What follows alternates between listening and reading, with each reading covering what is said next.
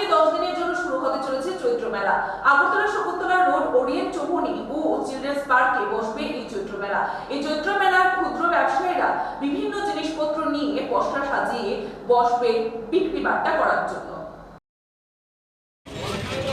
চৈত্র মেলার উদ্দেশ্য বসে মানে দোকানদার বানিয়ে যাচ্ছি, দোকানদারি করুন, কাপড়ের দোকান। প্রত্যেক বছরে কি বল? হ্যাঁ, প্রত্যেক বছর বই, আর এই বছরও বইছি। সিস্টেমটা মানে উন্নয়ন করে এটা কোনো ইরাম নাই, মানে যেমন খুশি আমরা চলতেছে এবার সিস্টেমটা। আমরা প্রতি বছর চৈত্র সেলের জন্য মিউনিসিপ্যালিটি থেকে জায়গা দেওয়া হয়, এটা নিয়ে এখানে আমরা ইলেকশন সেলে বসি। অনেক সুলভ মূল্যে জিনিস বিক্রি করা হয়, সব আইটেমই পাওয়া যায় এখানে। কতদিন চলবে?